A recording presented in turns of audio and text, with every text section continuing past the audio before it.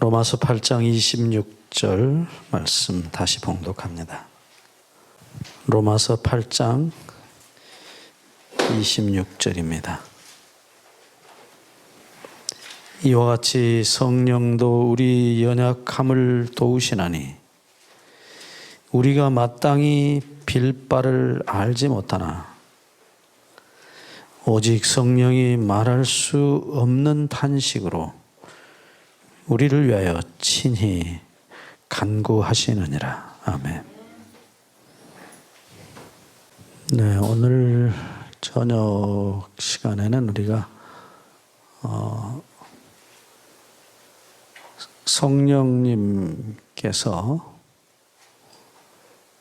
어떻게 오시고 무슨 일을 구체적으로 하시는지를 좀 함께 말씀을 통해서 살펴보려고 합니다. 우리가 이미 살폈듯이 성령님은 아무렇게 오시는 게 아니고 오시는 길이 분명하게 나타나 있습니다. 사도행전 2장 38절 말씀, 사도행전 2장 38절 말씀, 너희가 각각 회개하여 예수 그리스도의 이름으로 세례를 받고 죄 사함을 얻으라. 그리하면 성령을 선물로 받으리니.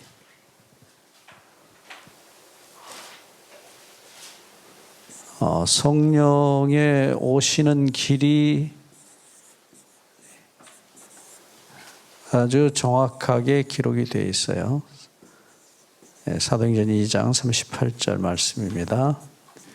첫째, 회개하고 두 번째, 죄 사함을 얻으면, 이게 이제 예식으로는 세례 혹은 침례입니다. 그리하면 성령이 선물로 너에게 주어질 것이라 말씀하십니다.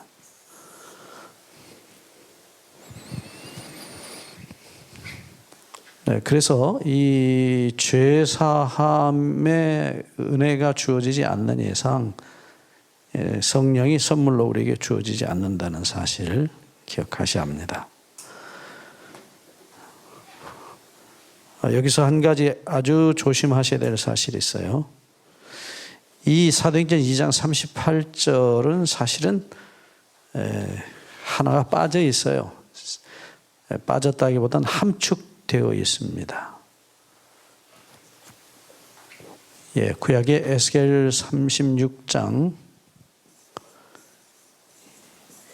24절부터 28절을 보시면 여기 성령이 임하시는 과정이 좀 더 구체적으로 기록되어 있습니다.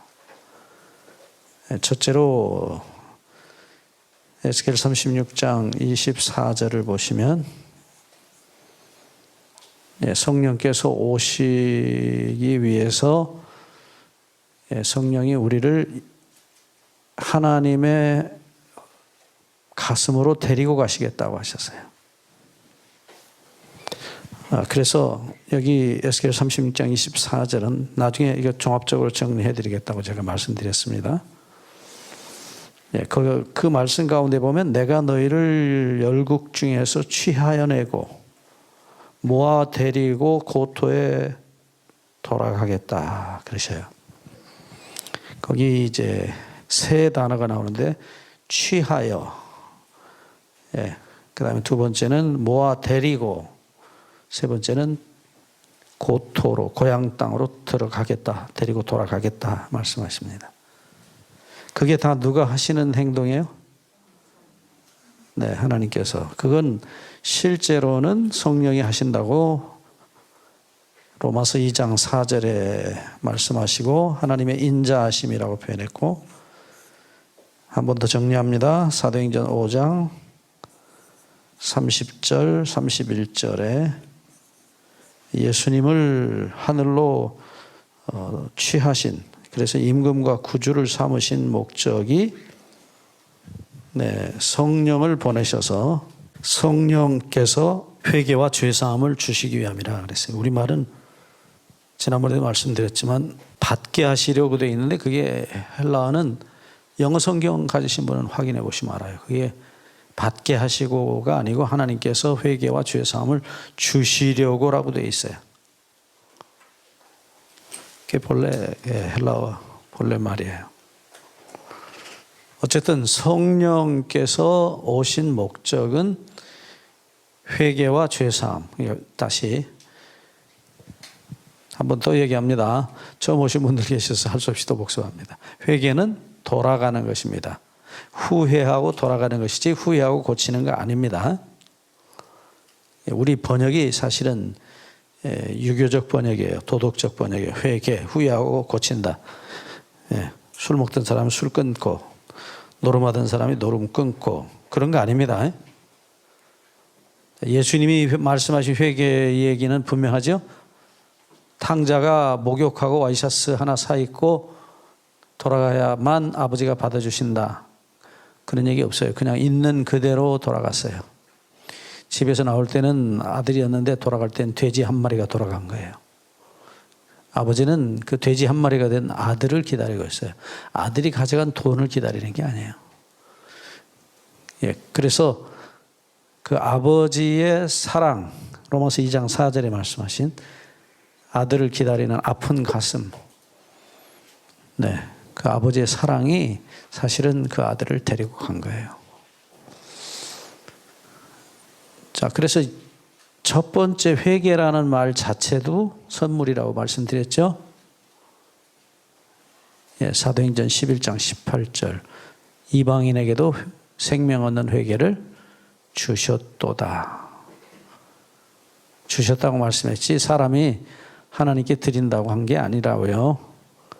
회개는 하나님이 주시는 선물이에요. 사람이 만드는 거 아닙니다.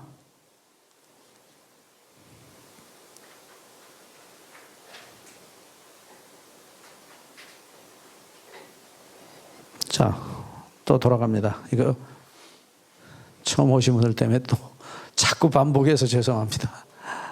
근데 뭐 기초 없이 앞으로 갈 수 없기 때문에 할 수 없이 말씀 다시 드린 거예요. 자, 이제 회개는 하나님이 주시는 은혜다, 선물이다. 하나님의 사랑이 우리를 용서하시고 기다리시는 아버지 품으로 데리고 가는 것이다. 그렇게 하면은 뭘 받아요? 에스겔 36장 25절에 용서를 받아요. 물로 정결케 됩니다.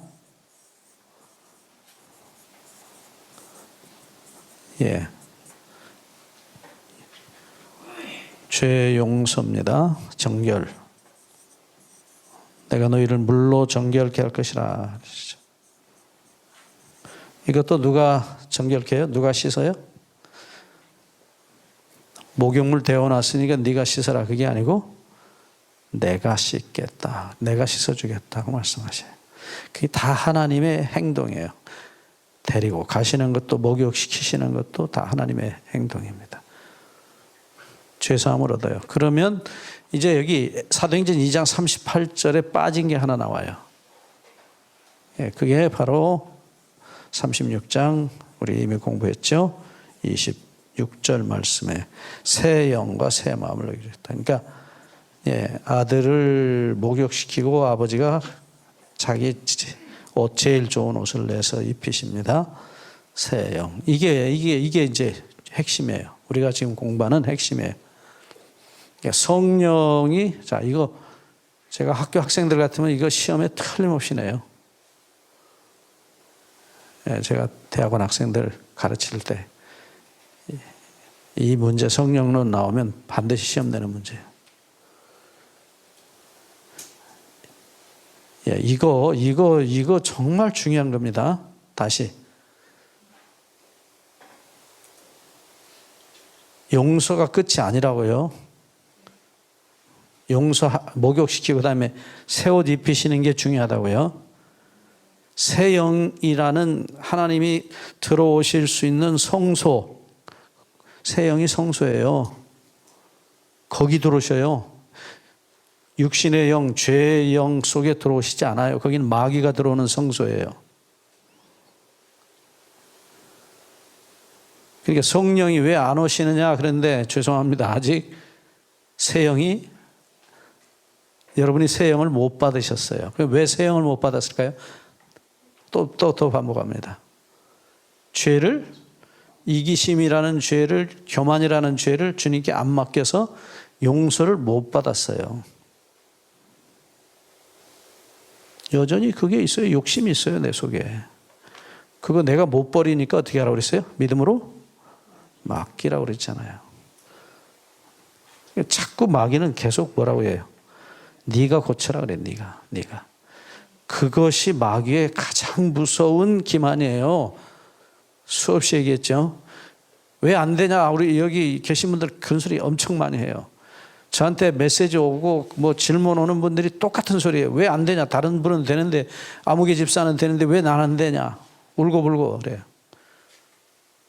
예? 여러분, 제가 이런 얘기해서 좀 적당한 비유가 아닐지 모르지만, 병원에 가서 원장님 만나가지고 여기 아픕니다, 저기 아픕니다, 뭐 허리가 끊어지게 아픕니다, 머리가 터지게 아픕니다. 그리고는 어떻게 해요? 집으로 가버려요. 그냥. 울기는 왜 울어요? 하나님 앞에도 많이 울죠, 여러분들. 주여, 나는 죄인입니다. 이렇게 안 됩니다. 내 성질이 이 모양입니다. 응? 그리고는 안 맡겨요. 울면 뭐래요? 울어도 못하네. 예? 울어도 못해요. 눈물 많이 흘려봐야 되는 게 아니에요. 내가 못 고치고 내가 회개 못하니까 어떻게 하라고요? 통째로 맡기세요. 제발 좀 고쳐주시고, 네? 저 좀 새 사람 만들어주시라고 좀 맡기시라고요. 제발 좀. 내가 스스로 회개하려고 하는 그 자체가 사단이 만든 거짓말이고 기만이에요. 네. 그래서 많이 울면, 금식을 많이 하면 하나님이 네가 그렇게 금식한 만큼, 많이 운 만큼 내가 너를 은혜를 베풀겠다. 그게 사단이 가르치는 얘기예요. 그런데 우리가 아주 익숙한 사람들이에요. 그래서 내가 아직도 이기적이다, 내가 아직도 교만하다, 나는 아직도 돈을 못 버린다. 그러면 어떻게 돼요? 그게 내가 아직 돈을 못 버리고 교만하고 이기적인 죄를 용서 못 받았다는 증거예요. 그럼 어떻게 해요? 못 고치니까, 안 되니까 믿음으로 맡기시라고요. 제발 좀. 네. 여러분이 스스로 해결하려 하지 마시고, 이거 제가 수백 번 얘기해도요, 안 해요. 다 그때는 아멘 하고 고개 끄덕거리고 다 그렇게 해놓고는 안 해요. 그리고 부지런히 자기가 고치려고 그래. 그리고 이제 또 한술 더 뜨는 건 조금 이제 띄워주고, 내가 이렇게 했으니까 하나님 나를 좀 불쌍히 여겨주시고 은혜를 베풀어 주시옵소서. 전혀 아니에요. 그러니까 본능적 사랑이 안 된다는 말은 본능적 이기심을 아직 용서 못 받았다는 증거예요. 그게. 나는 왜 다른 사람은 되는데, 아무개 장로님은 되는데 왜 나는 본능적 사랑이 안 됩니까? 그래, 자주 저보고 그런 얘기 많이 해요. 그럴 때는요, 무슨 얘기예요? 본능적 이기심을, 욕심을, 용서를 못 받았다는 얘기예요. 뭐 단순해요. 어떤 목사님이 시골 생활 하신다고 평생 농사도 별로 안 지어보신 분이었나 봐요. 그래서 시골에 논을 사가지고 이렇게 이제 논을 갈고 썰어지를 하는데, 논을 이제 쟁기로 갈고, 그 다음에 이제 이렇게 흙을 이렇게 평평하게 썰어지라고 그러죠, 그거. 쟁기로 갈고 끝나는 게 아니에요. 이제 이렇게 좀 평평하게 골라야 되는데, 쟁기로 갈고 나서 썰어지를 하는데, 희한한 일이 벌어진 거예요. 너무 깊게 갈았던 모양이에요. 그래서 논 바닥에서 맑은 샘이 터진 거예요. 예? 여러분, 그러면 참 좋겠죠? 아니요. 논에서 찬 샘물 나오면 벼농사 잘 안 돼요. 근데 그 목사님 말씀이 그래요. 샘이 터졌는데, 자, 논을 보세요. 쟁기로 갈고 썰어질했으니까 흙탕물이 됐겠죠? 근데 조금 있으니까 그 안에서 나온 샘물이 흙물을 싹 밖으로 밀어내드리는 거예요. 당연하죠. 그래서 맑은 물이 논에 가득하더라. 근데 그 논은 별로 좋은 논 아니에요. 네. 이 바닥에서 샘이 올라오면 찬물이 올라오기 때문에 벼농사에는 그렇게 썩 안 좋답니다. 어쨌든 보세요.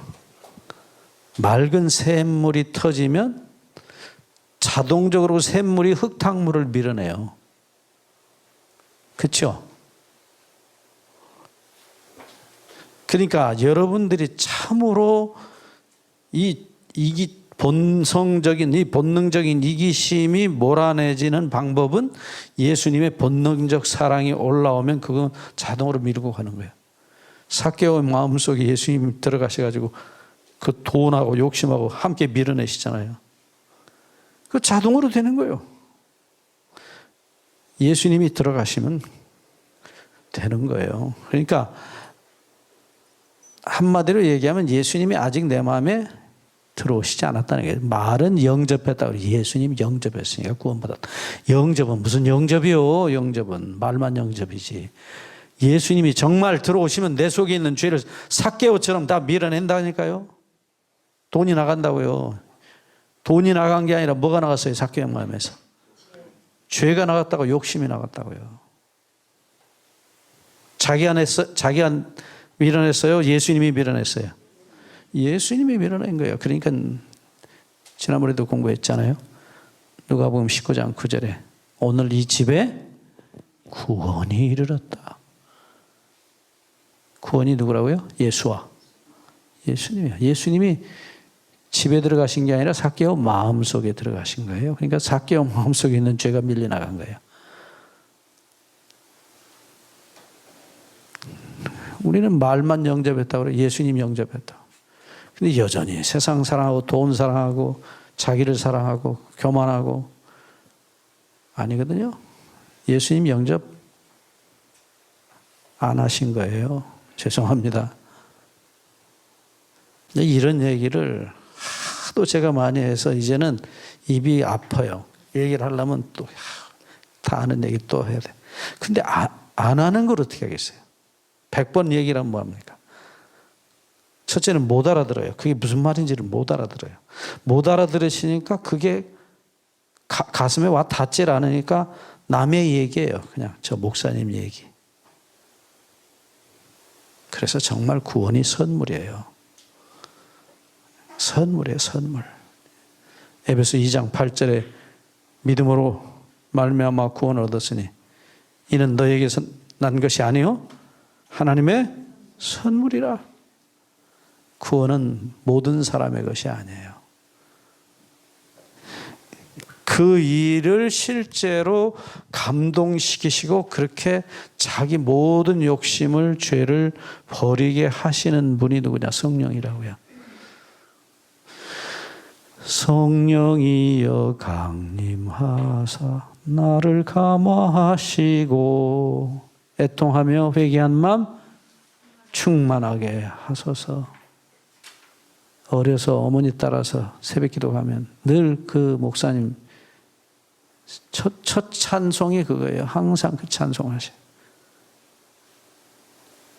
성령이 아니시면 아무 일도 일어나지 않아요. 그러니까 지금 사도행전 2장 38절의 말씀 가운데 요 세 번째 에스겔 36장 26절이 빠져 있는 거예요. 그 생략한 것이라기보다는 함축되어 있는 거예요. 이게 죄 용서와 더불어 자동으로 같이 오는 거기 때문에 그래요. 그러니까 참으로 용서받았다는 말은 내 속에 새 영이 생겼다는 게 그게 참으로 용서받은 증거예요. 이해되셨죠? 예. 입으로는 나 용서받았다 하지만 아니에요. 여전히 죄가 있어요, 속에. 그 다음에 네 번째가 뭐예요? 에스겔 36장 27절. 이 속에 뭐가 오셔요? 새 영 속에? 예, 더러운 영이 아니에요. 새 영 속에 성령이 들어오셔요. 성령을 너에게 주시겠다고 말씀하셔요. 목적이 뭐예요? 다섯 번째 에스겔 36장 27절 후반부 뭐라고요? 예?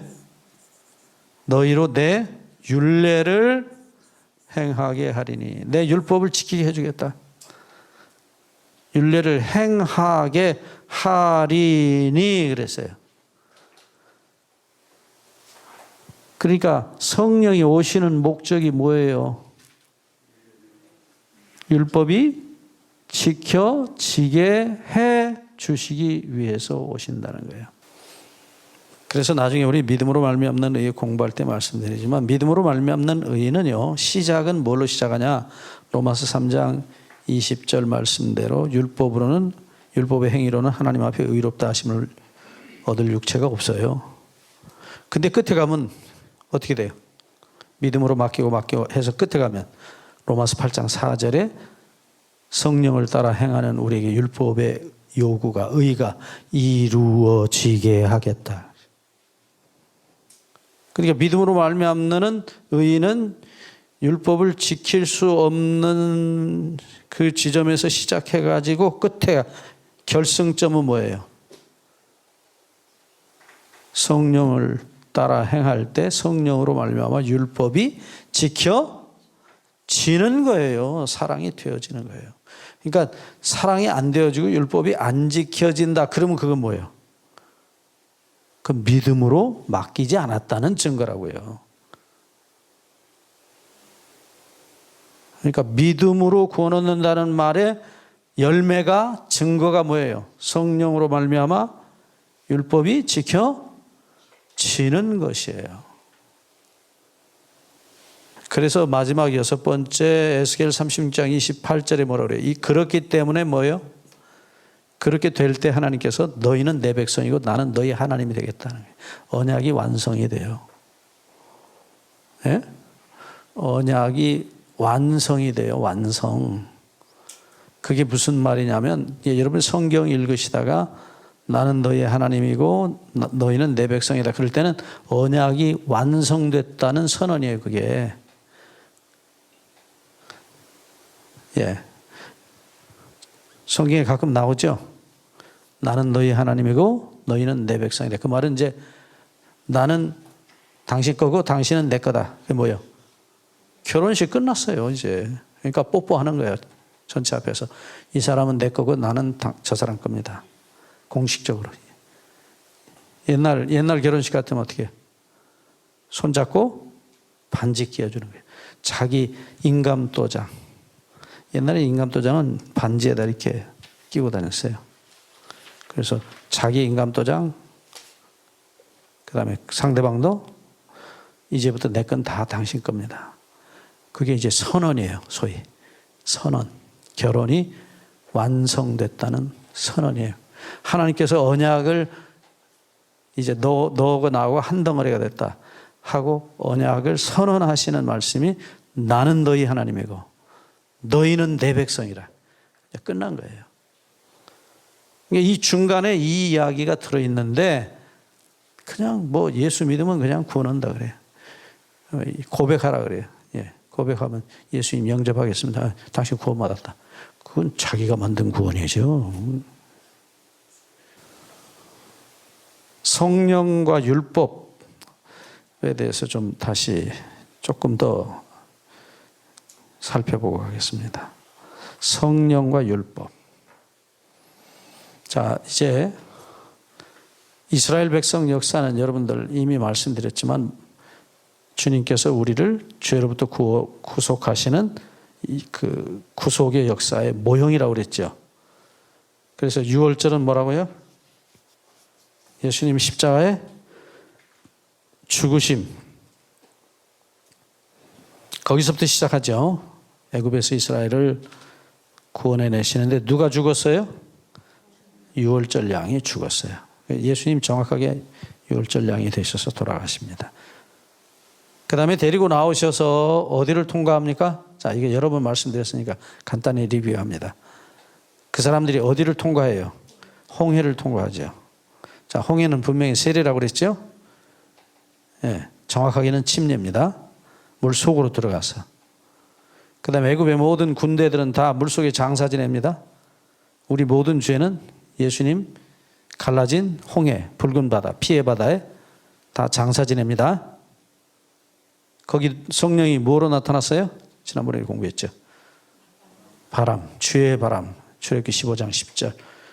주의 바람이 예수님을 상징한 홍해를 가르고 이스라엘은 거기를 통과하면서 영원한 자유인이 됐어요. 그들을 잡아 죽이려고 쫓아오던 애굽의 모든 군대는 그 예수님의 홍해 가슴 속에 다 우리 모든 죄죠. 다 장사 지내버렸어요.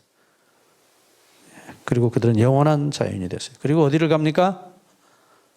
자, 6월절 어린 양 십자가입니다. 홍해 침례, 세례, 침례입니다. 그 다음, 자, 이 과정 보세요. 이게 뭐 너무 간단하게 얘기해서 안 됐지만, 자, 보시죠. 이 사람들이 이제 어디에 도착하느냐? 시내산에 도착해요. 예, 그들이 출애굽한 날로부터 50일째 되는 때가 시내산에 온 거예요. 여기서 하나님께서 뭘 주시죠? 십계명을 주십니다. 율법. 자, 율법은 출애굽기 34장 28절에 뭐라고 그랬어요? 언약의 열 말씀, 언약이에요. 언약의 10계가 아니고요. 계명 아니고요. 열 말씀이라고 여러 번 말씀드렸어요.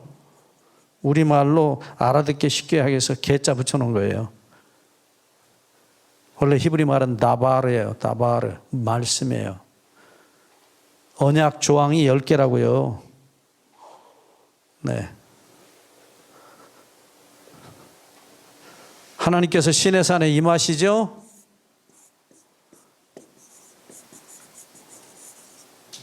자, 이제 여기서 힌트. 제가, 예. 오순절 사건은 무슨 사건이에요, 여기 보니까? 이 모형에 보서는 이게 하나님께서 시내산에 불로 임하셔가지고 불 가운데 오셔서 언약을 선포하신다고요. 그게 십계명이에요. 십계명은 계명이 아니고 뭐라고요? 언약의 열 말씀. 언약 사건이라고요. 언약. 출애굽기 34장 28절. 예, 자, 그러니까 불 가운데 오신 하나님께서 이스라엘 백성에게 뭘 주셔요? 돌판을 주시는 거예요. 또 하나, 또 뭘 주셔요? 우리 지난주에 공부했잖아요. 뭐요? 성소. 자, 이제 보시죠. 이 구조 보세요. 이 구조 보세요. 오순절, 이건 모형인데요. 실체를 보시자고요. 예. 오순절이 됐는데, 사도행전 2장 1절로 2절에 보니까, 오순절 날이 임의 이름에, 그 다음에, 하늘에서 성령이 불같이 임하시는 거예요. 시내산에 불로 임하셨던 하나님이. 뭐하러 오셔요? 그때는 돌판에다가 써주셨는데, 이번에는요, 예, 고린도후서 3장 3절. 여기 적으십시오, 그냥. 고린도후서 3장 3절에 돌판에 기록하지 아니하고 성령으로 말미암아 우리의 심비, 마음 심자, 비석 빗자, 마음의 비석에다가 마음판에다 율법을 기록하기 위하여 오셨어요. 이게 새 언약이에요. 이건 이스라엘 백성들의 옛날 이 사건은 옛언약이고요. 새 언약이 뭐예요? 예레미야 31장 33절에 자, 예레미야 31장 33절에 내가 새 언약을 너희와 함께 맺겠다. 근데 새 언약 내용이 뭐예요? 내가 내 법을 너희 마음에 기록하겠다. 돌판이 아니고 어디예요? 마음판에 기록하겠다. 하나님의 율법을 마음판에 기록하는 새 언약이에요. 이게 새 언약입니다. 예레미야를 통해 주신 언약이에요. 자, 이것을 에스겔 36장 26절에는 새 영과 새 마음, 예레미야 31장 33절에는 새 언약이에요. 새 마음판에 기록한, 이게 똑같이 마음이에요. 새 마음이에요. 새 마음. 네, 새 마음에 뭐가 기록된 것이 새 언약이에요? 새 마음이에요? 하나님의 율법이 기록된 것이 새 마음이고, 그 새 언약, 새 마음에 주신 언약을, 율법을 통해서 마음이 하나님 마음과 우리 마음이 하나 되는 것. 그래서 하나됨 언약이에요. 언약.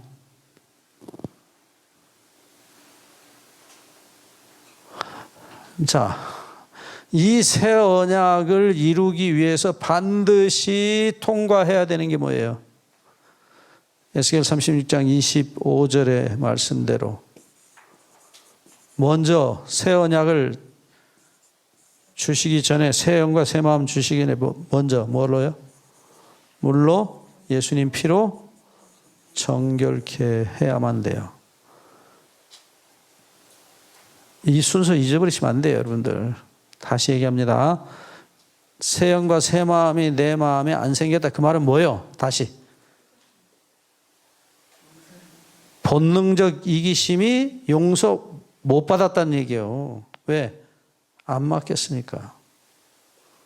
그거 좋아하고 여전히 가지고 있어요. 자존심, 예? 정욕, 이기심, 자기 사랑 그대로 가지고 있어요. 그거 내놓기 싫어해요. 그러니까 물로 정결케 하는 일이 있어요. 반드시. 이 일을 예수님은 누가복음 22장 20절에 포도주를 주시면서 뭐라고 그래요? 이는 내 피니 받아 마시라. 이 피는 내 피로 세우는 새 언약이니.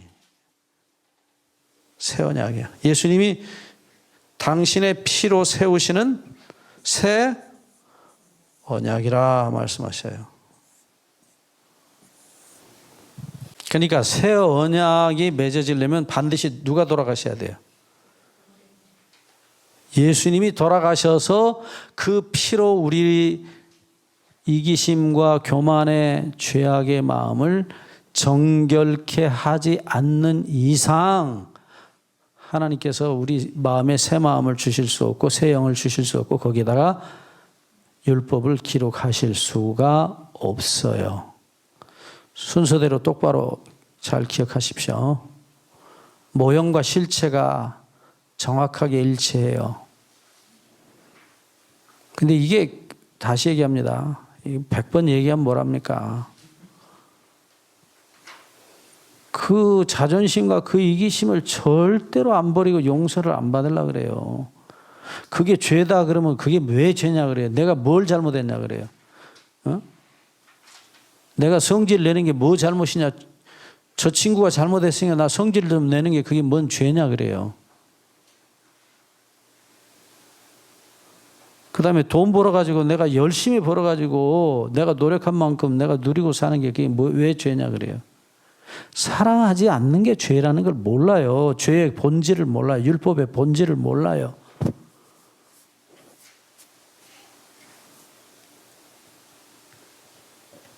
세상에 어떤 바보가 월급 타가지고 다른 사람 다 나눠주고 자기는 굶어요? 왜요? 그 사람들 배고픈 걸 못 보는 거예요. 그 사람들 어려운 걸 못 봐요. 사랑하기 때문에. 아닌 말로 빚이라도 내서 갖다 줘야 돼요. 왜요? 사랑하기 때문에.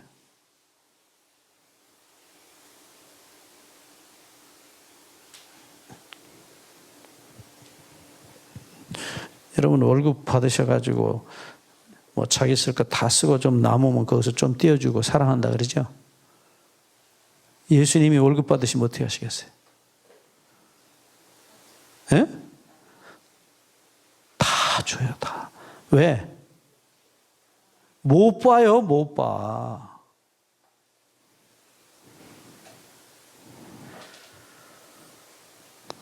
그러니까 이게 사람이요, 근본이 안 바뀌어 있기 때문에 그 말이 이해가 안 돼요.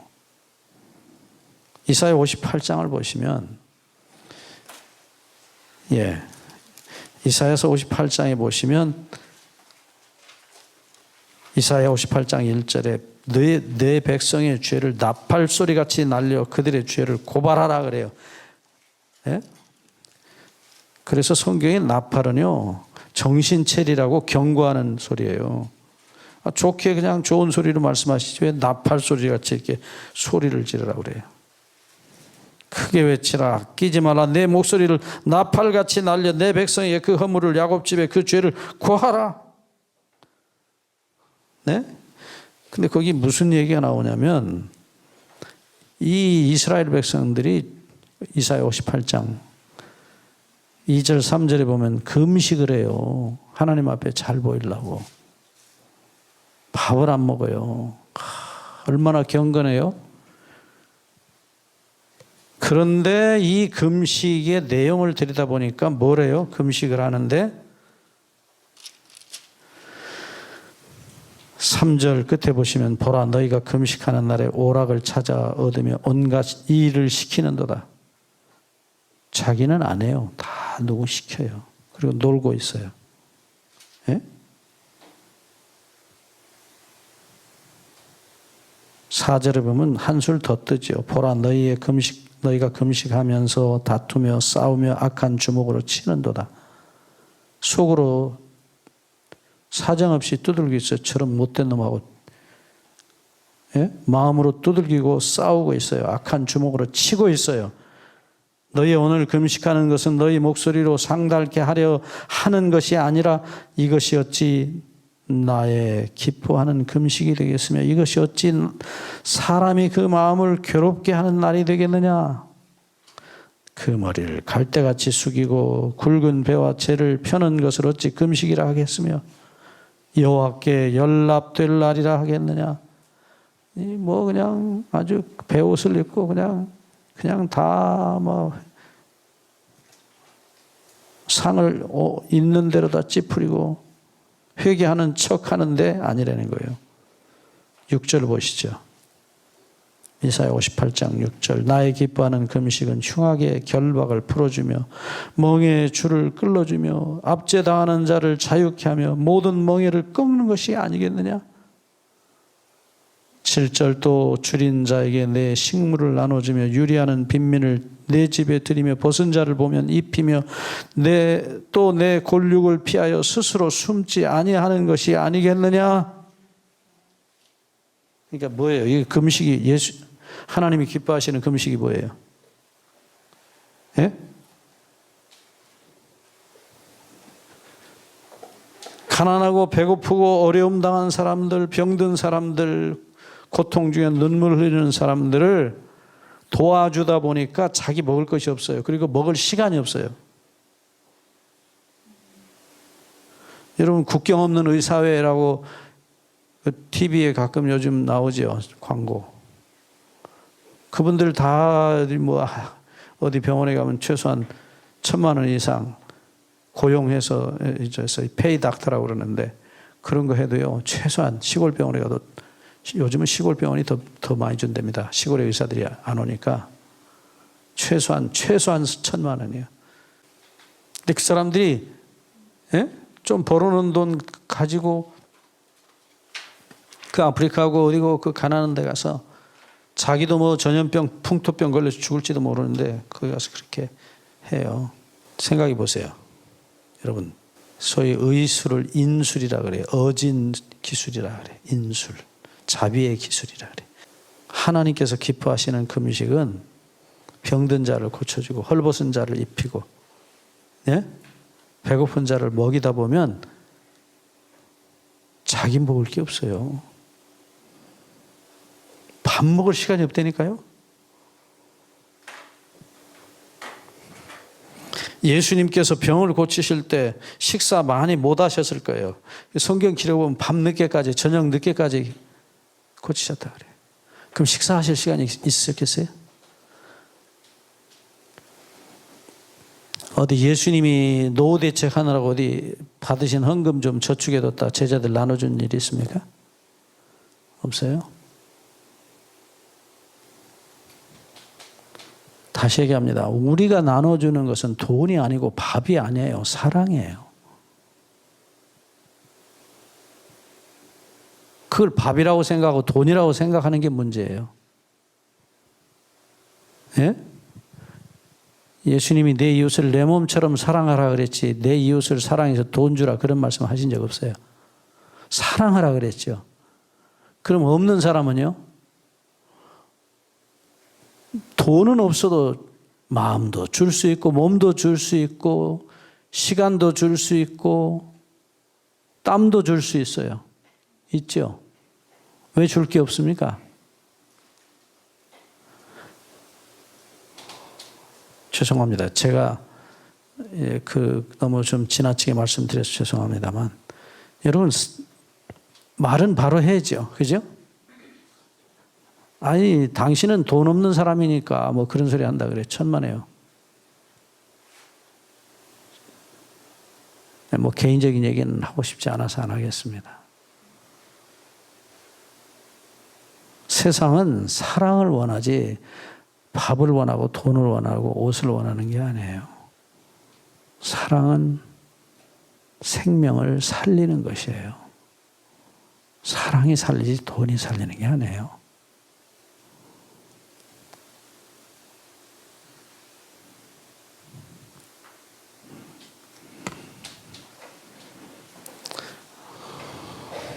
자, 이게 보세요. 무슨 금식이 하나님께서 기뻐하시는 금식인지. 예? 조금 더 봅시다. 10절을 보십시오. 10절.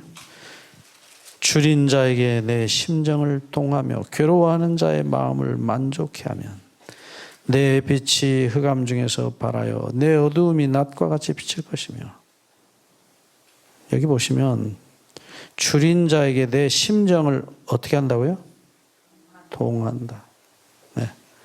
그러니까 이게 아주 우리말로 잘 표현한 거예요. 네. 번역이 참 우리에게 맞는 잘 번역하신 번역이에요. 그러니까 가난하고 어렵고 불쌍한 사람을 보면 마음이 움직여서 여기 움직일 동자예요. 마음이 움직여서 그냥 지나갈 수가 없어요.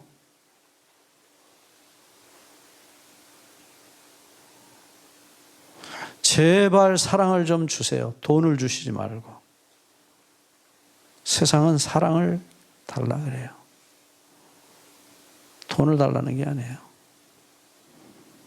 그러니까 근본적으로 내가 사랑이 안 된다는 말은 무슨 얘기냐면 내 속에 사랑이라는 법이 없다는 얘기예요. 그게 법이에요. 사랑은 법이에요.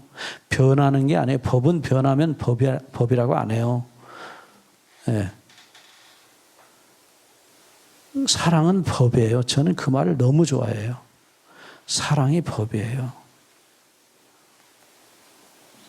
네?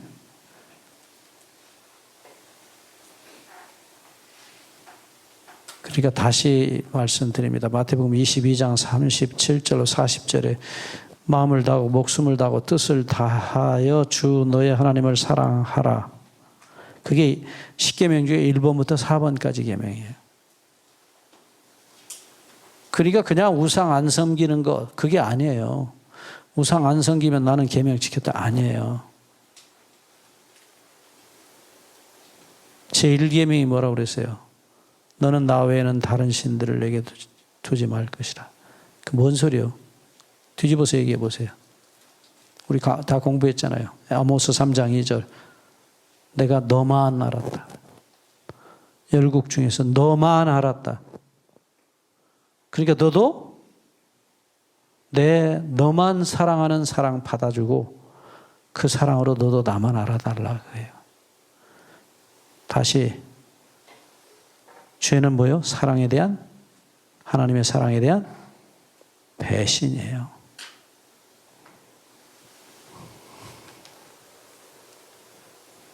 그러니까 둘째 계명이 끝에 가서 결론이 뭐예요? 우상 섬기지 말라는 게 끝이 아니고, 예? 내가 왜 너희 보고 우상 만들고 섬기지 말라고 하는지 그 이유를 설명하셨잖아요.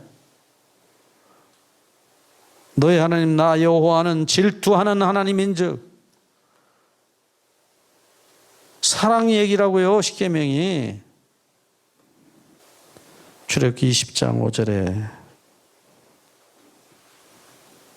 그것들에게 절하지 말며 그것들을 섬기지 말라. 나 여호와 너의 하나님은 질투하는 하나님인즉. 그러니까 십계명의 본질이 분명히 뭐예요? 사랑이라고요. 지난번에도 얘기했지 않습니까? 질투는 사랑의 최고의 표현 중에 하나라고요. 질투 안 하면 그건 사랑 아니에요. 질투할 수밖에 없어요. 왜요? 자기 사랑에 대한 배신이에요. 그것이. 내가 내 모든 것 다 해서 내 아내만 사랑하는데 내 아내가 딴 남자 쳐다보면 못 견뎌요. 질투하지 않는다는 말은 뭐예요? 사랑하지 않는다는 표현이에요. 옛날 어른들 말씀이 그러잖아요. 바람을 피우면 아무리 여자가 부처님 같아도 부처님도 돌아 앉는다고. 부처님이 얼마나 대자 대비하신 분이에요. 그런데 돌아 앉는데요. 부처님이라도. 그게 사랑의 특성이에요. 절대로 질투해요. 그러니까 사랑 없이 우상을 섬기지 않는다. 그건 계명을 지킨 게, 율법을 지킨 게 아니에요. 근데 이 희한한 말이 하나 생겼어요. 율법은 다 폐했고 그 다음에 사랑만 하면 된대요.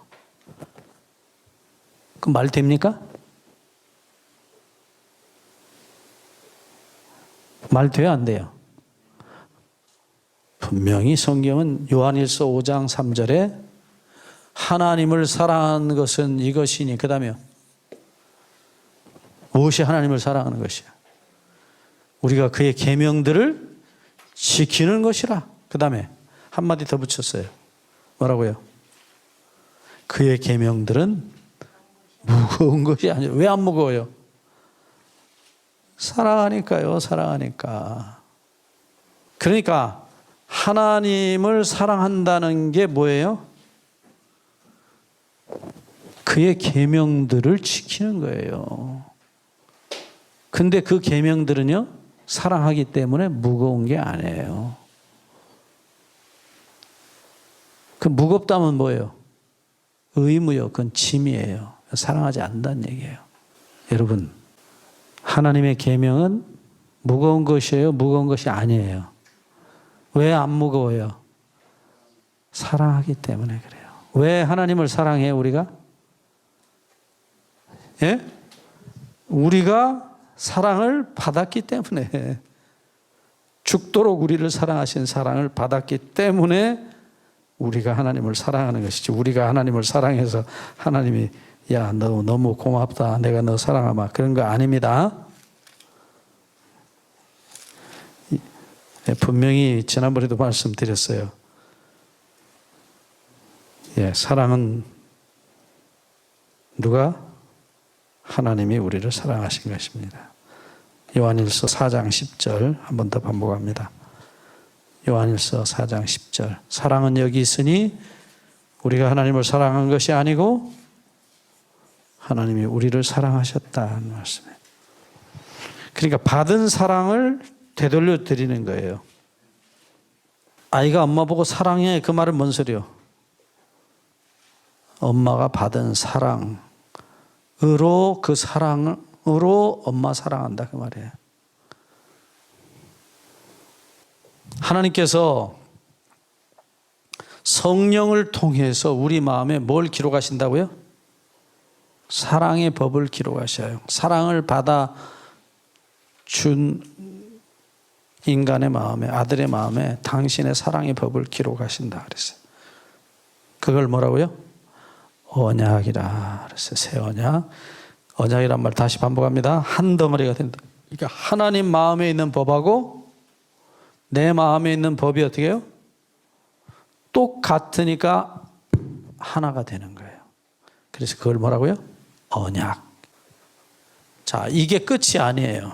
이게 끝이 아닙니다. 끝이 뭐냐?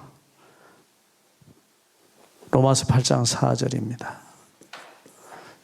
성령을 따라 행할 때에 율법의 요구가, 율법의 의가 이루어진다는 거예요. 그러니까 에스겔 36장 27절 말씀과 동일한 말씀이에요. 성령을 부으셔서 성령께서 무엇이요? 율법이 지켜지게 해주겠다. 여기 로마서 8장 4절에는 성령을 따라 행하는 자에게 율법의 요구가 이루어지게 하겠다. 이루어지게 하겠다. 누가 율법을 지키신다? 내가 지킵니까? 내가 지켜요? 아니요. 성령께서 율법을 지켜주시겠다. 율법을 기록하시는 것으로 끝이 아니고 어떻게 해요? 율법을 지켜주시겠다. 조건이 있어요. 어떻게 할 때? 맡길 때. 그렇게 해 주십시오 하고 맡길 때. 믿음입니다. 믿음으로. 그러니까 1번부터 마지막까지 다 뭐예요? 오직 믿음이에요. 믿음으로요. 맡김으로. 주님께서 우리에게 주신 새 영과 새 마음, 율법이 기록된 마음도 제가 못하니까 성령 하나님 저 대신 율법 지켜주세요 하고 맡기고 따라가는 거예요. 그러면 율법은 내가 지키는 게 아니고 내 안에 오신 성령께서 당신이 기록한 법을 당신이 지키시는 거예요. 그 법이 누구 법이에요?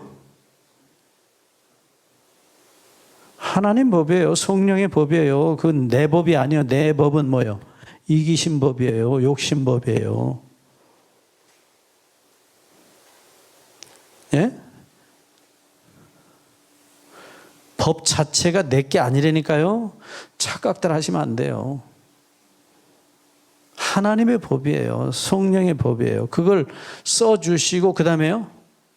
지키는 것도 누가? 맡길 때만 그렇게 하셔요. 맡길 때만. 그거 동의 안 하고 그냥 내가 알아서 하겠습니다. 그러면 안 돼요. 안 돼요. 절대로 되는 게 아니에요. 그래서 쉬지 말고 기도하라고 하신 거예요. 그 말은 쉬지 말고 맡기라 이 말이에요.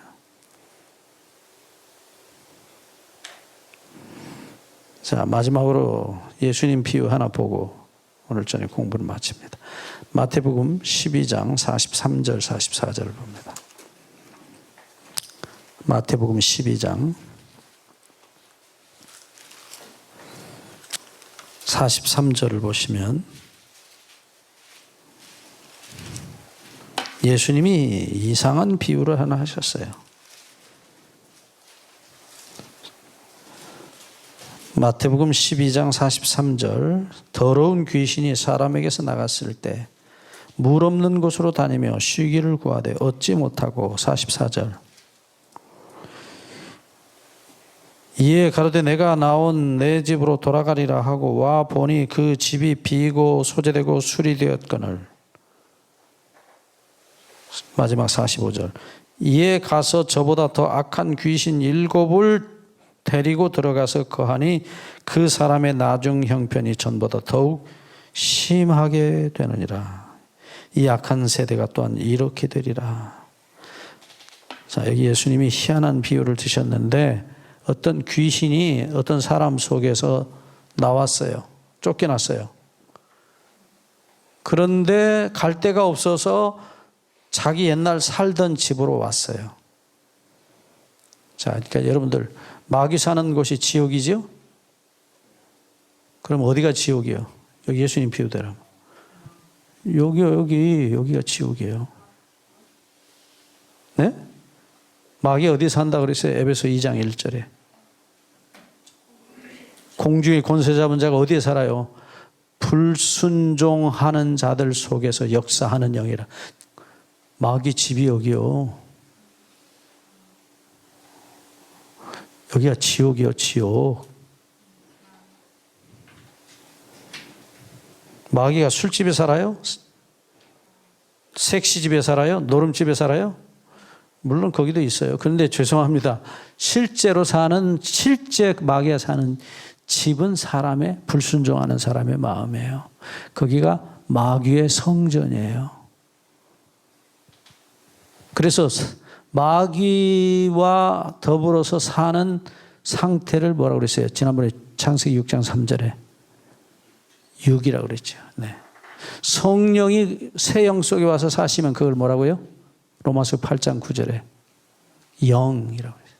비유적으로 하신 말씀. 영과 육은 네. 마귀의 영이 사느냐? 그러면 그게 육이고요. 그리스도의 영이 우리 안에 새 영 속에 사시면 그걸 영 그랬다고요. 비유적인 표현이에요. 자, 이제 다시 돌아갑니다. 예수님께서 귀신이 쫓겨나가지고 갈 데가 없으니까 옛날 집에 혹시나 하고 와봤어요. 그랬더니 자, 43절, 44절 다시 보십시다. 이게 기가 막힌 얘기예요. 44절. 이에 가라되 내가 나온 내 집으로 돌아가리라 하고 와보니 첫째 그 집이 비고 둘째 소재되고 셋째 수리되었거늘 그랬어요. 여기 그대로 써볼게요. 예수님 말씀대로 마태 12장 44절.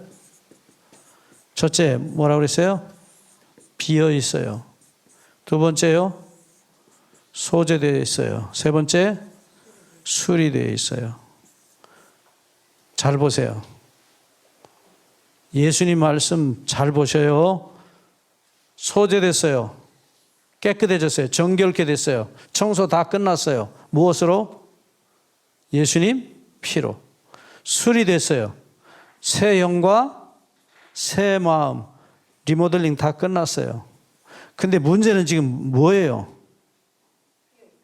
빈 거예요, 빈 거. 그러니까 45절에, 마태 12장 45절에 얼씨구나 하고 비어 있으니까 이 새 집에 들어온 거예요. 누가? 지 친구 7 귀신 데리고 들어와서 살아요. 그래서 이 사람 형편이 이전보다 더 악하게 되었다 그래요. 자, 여기 잘 들으셔야 돼요. 여러분, 예수님 피로 여러분 다 용서 받으셨죠? 그 다음에 새 영, 새 마음 받으셨죠? 근데 이제 문제는 뭐예요? 주인이 없는 거예요. 성령이 계셔야 되는데 안 계셔요. 집이 비어 있어요. 그러면 이 귀신이 저보다 더 악한 7 귀신 데리고 들어와서 거기 살아요. 그게 뭘까요? 그 7 귀신이. 예, 영적 교만이에요. 교만. 이 교만은 7 귀신이에요. 쫓아낼 수가 없어요. 그러니까 내가 예수님 피로 용서받고 참 할렐루야 할렐루야 예수의 피로 구원받았다. 그 다음에 새 마음도 받았어요. 근데요, 문제는, 가장 큰 문제는요, 거기 주인이 계셔야 돼요. 주인이. 근데 주인이 없는 거예요. 거기 주인이 누가, 하나님께서 내가 누구를 보내겠다고요? 성령을 성령이 안 계시는 거예요. 그러면 이 무시무시한 7 귀신이 들어와요. 그리고는 고개를 완전히 기부스를 해가지고 내가 과거에 이런 하나님의 은혜를 받고 이렇게 내가 변화됐다. 그런 사람 수도 없이 많아요. 근데 몰라요. 문제는 자기가 7 귀신이 들었다는 사실을 몰라요. 문제는.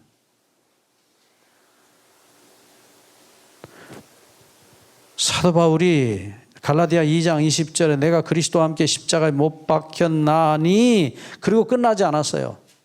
그 다음에 이제 내가 육체 가운데 사는 것은 내가 사는 게 아니라 내 속에 그리스도께서 사신 것이라. 그 다음 좀 더 구체적으로 이제 내가 육체 가운데 사는 것은 나를 사랑하사 나를 위하여 자기 몸을 버리신 하나님의 아들을 믿는 믿음 안에서 사는 것이라. 전적으로 맡기고 사는 거예요. 그러니까 끊임없이 맡기고 사는 거예요. 나는 살아봐야 매사가 다 실수고 죄밖에 짓는 게 없어요. 그러니까 어떻게 해요? 끊임없이 맡기는 삶을 사는 거예요. 이게 믿음으로 말미암는 의예요. 예. 이제 여러분이 실패하지 않을 수 있는 방법을 배우신 거예요. 오늘 저녁에. 이게 믿음의 의의 할 때 우리 다시 공부합니다. 이건 성령 문제와 똑같은 얘기예요. 내용, 제목만 다르지 내용이 똑같아요. 하나도 안 달라요. 그러니까 뭐든지 어떻게 해야 돼요? 물어봐야 돼요. 맡기고 물어봐야 돼요. 네. 잠언 3장 5절 6절 너는 내 명철을 의지하지 말고 온 마음을 다하여 여호와를 의뢰하라. 잠언 3장 6절 범사의 그를 인정하라. 그리하면 내 길을 지도하시리라. 물어보는 거예요. 주님 어떻게 할까요? 어떻게 할까요? 어떻게 할까요? 성령께 맡기는 연습, 그게 믿음이에요. 제발 여러분 명철을 의지하지 마시고 여러분의 신앙 경험 의지하지 마시고 물어보세요. 기도하겠습니다. 하나님 우리 아버지,